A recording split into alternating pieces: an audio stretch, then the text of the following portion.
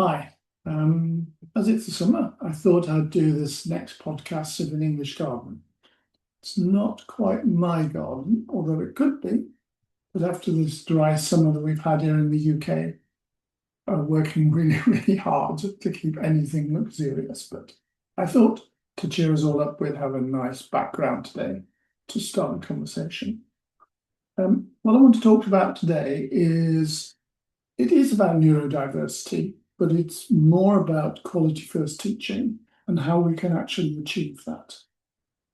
I wrote a piece probably a couple of years ago now, which sort of defined what I think are the things we need to understand to create equity of opportunity for students. And it's not a surprise when I show you it. So I'll just share this with you now as a starting point. So you can see here that this first bit here describes, under the new SEN reform that we have now in the UK, the three different levels of input that we need to make to young people.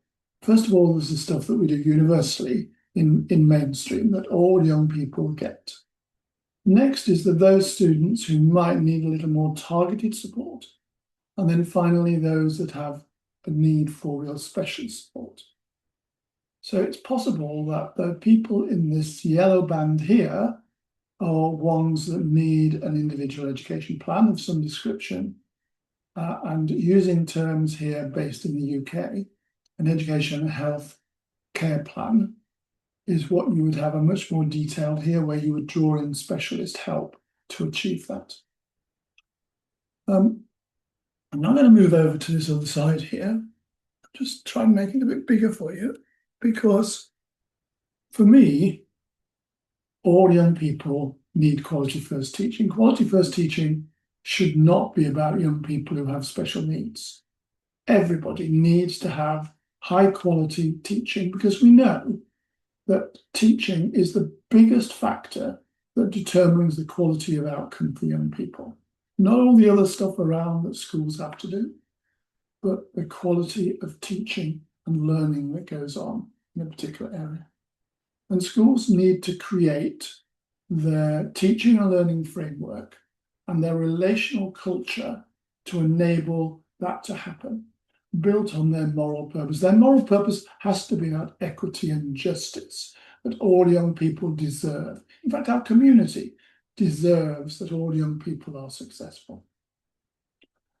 Now, we use the term, which comes from people like David Hopkins, theories of action. So these are strategies and techniques that teachers use that we know can have a very positive impact on young people.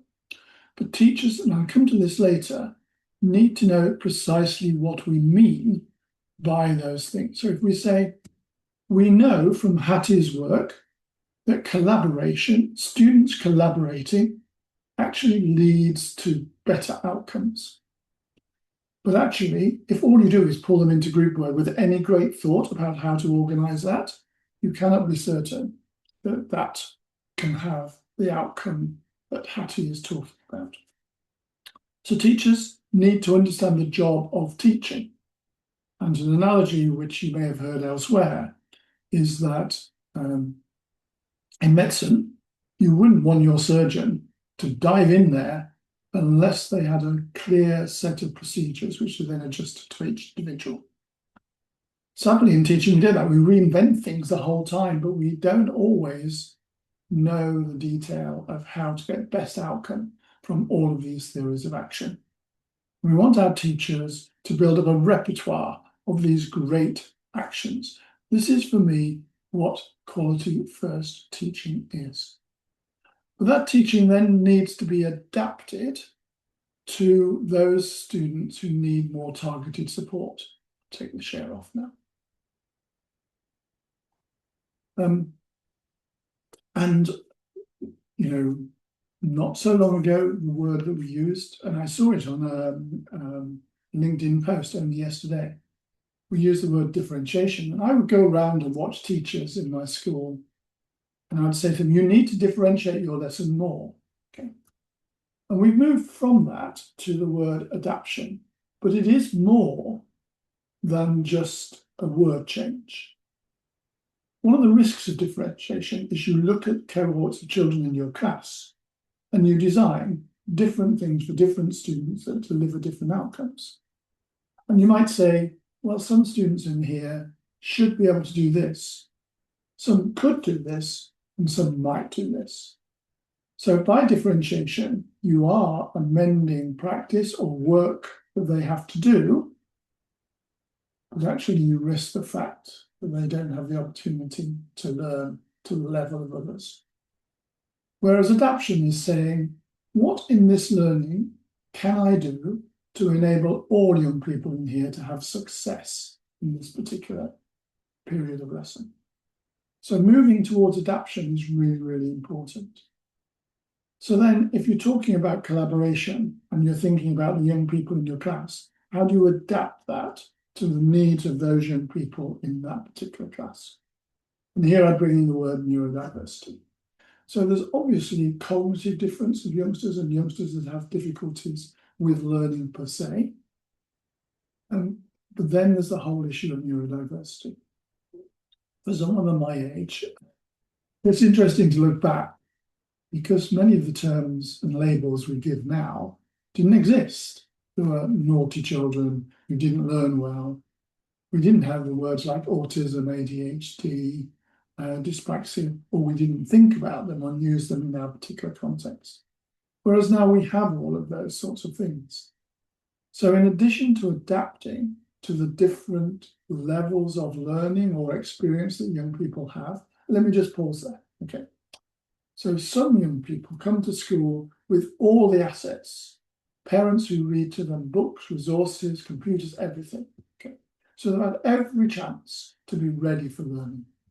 Other young people come from more impoverished backgrounds, under-resourced backgrounds, might not have that experience, and therefore their learning capability is limited by that sort of background.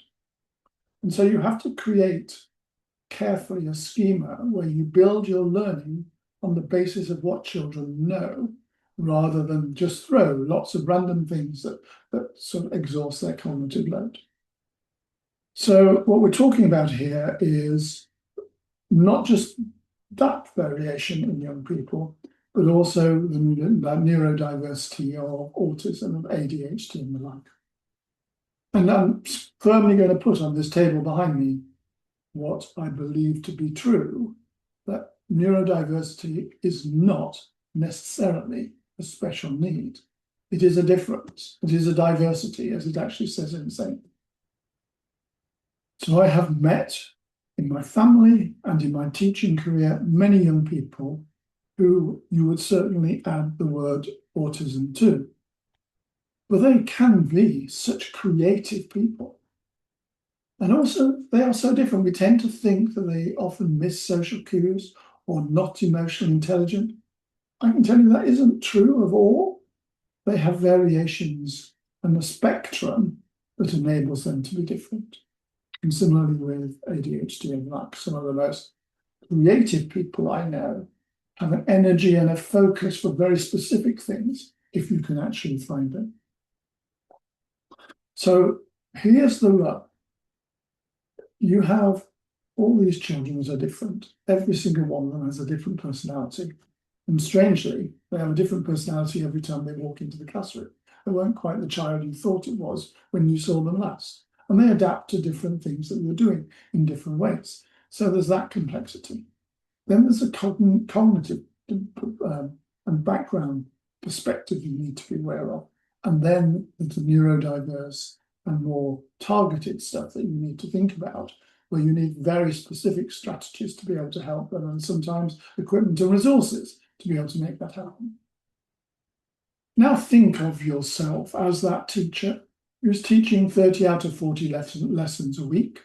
So the 40-minute, 40-minute, 40-minute, 40-minute, different class, different class, different class, different class. I've planned, I've done all of those things. Everyone's diverse. I'm never quite sure how what I'm doing is going to go down. I might have to adapt it in the moment to ensure that they really understand. You get to understand the complexity of the job of teaching and learning. So improving teaching and learning is not a simple task of throwing information at teachers and asking them to adjust it. I think we need to go back to the business of how we learn. And just one of the simple ways that was described to me once was that it was to do with maths, actually. And it was saying that if you walk across a wheat field once and you look back, you probably cannot see where you've been. But if you walk backwards and forwards, eventually you create a path which is clear. So similarly in our brains, if you do more and more maths and you practice in different situations, it becomes a natural thing. The neurons in your brain create a pathway that enables that learning to take place. And again, the analogy I often use is if I tried to leap over this chair that I was sitting in doing a philosophy flop, I would certainly be a flop. Okay? But if I practiced and practiced and practiced, I would then be able to do it without having to think through every stage to achieve that. So when we're talking about, let's stick with collaboration. If we're talking about how collaborative learning can make an improvement, or how can inquiry do, or how can you do that, we have to be very precise about things that we could use. So it could be a jigsaw activity, it could be pair share, it could be different roles in a discussion, it could be a Socratic discussion. It's a whole range of different things that we need to learn how best to achieve the outcomes for those. Okay. Now go back to that complexity.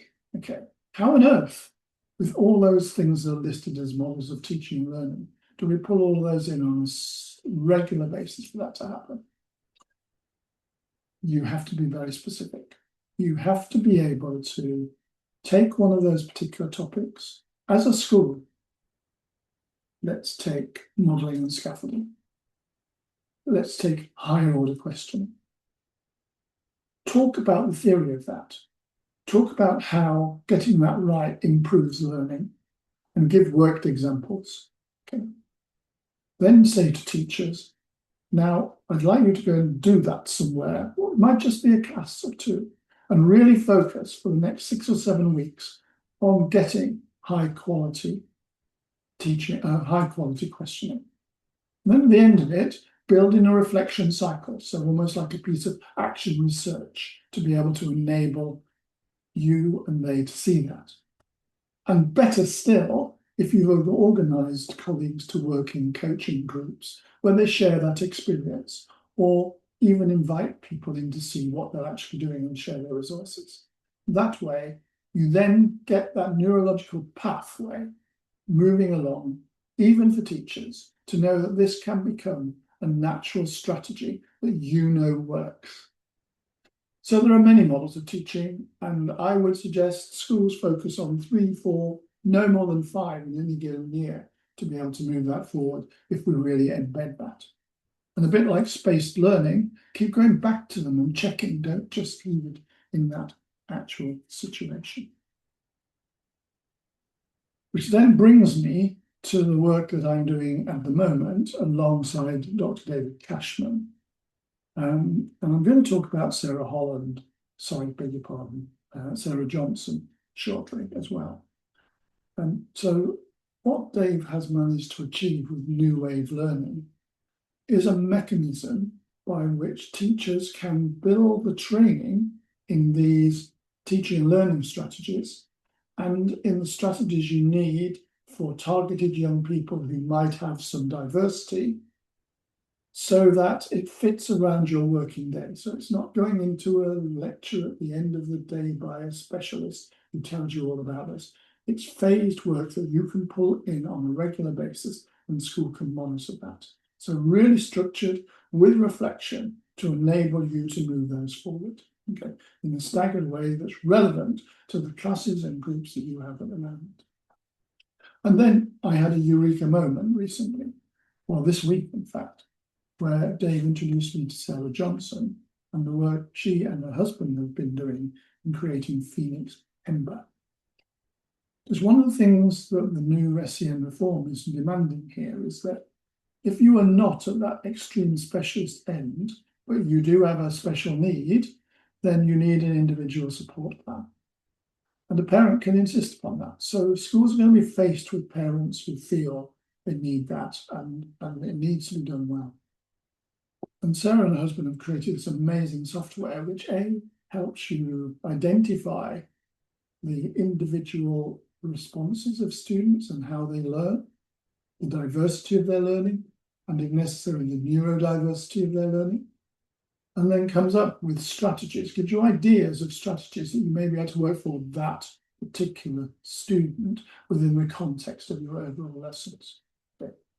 And I think here, between them, they have an amazing solution. And I can start to see how I, as a school leader, can help my team of teachers be the best they can be in a structured, effective sort of way. So more of that later. We're going to write all of this up. We have our founding group in the UK, 12 schools that are starting on this particular journey. If everyone's fascinated by what I say, look up New Wave Schools, look up Phoenix Edinburgh, and you feel you want to be part of this founding group, then please let me know. You can see my website in my YouTube channel. And in addition to that, we're starting over the next month trying to find a group of 20 school leaders in India who will be the founding group for this in that area as well. So this is structured, affordable, personalised, and solving a problem that all of us face to be able to get the very best equity for all young people to achieve. Thank you.